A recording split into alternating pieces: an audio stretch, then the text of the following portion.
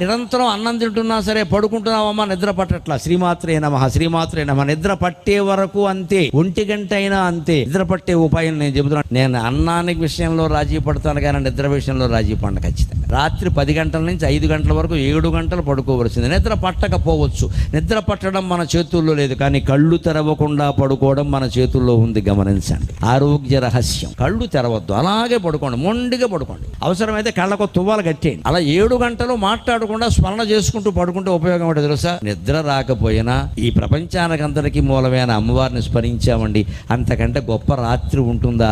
అదే కదా శివరాత్రి. మీ జీవితంలో మిగిలిన రాత్రులన్నీ కాళరాత్రులేనండి. భగవంతుడు స్మరించింది ఒకటే శివరాత్రి. పొద్దున్న మీరు చూసుకోండి, కావాలంటే పరీక్ష చేసుకుని. తెల్లవార్లు నిద్ర పట్టకపోయినా సరే మీరు కళ్ళు తెరవకుండా గుడ్డ కట్టుకుని పడుకోగలిగితే, కళ్ళకి గంతలు కట్టుకుని పడుకోగలిగితే పొద్దున్న ఏ రకమైన అలసట ఉండదు, కళ్ళల్లో ఎర్రజీరలు ఉండనే ఉండవు. మీరు పరిశీలించి చూసుకోండి.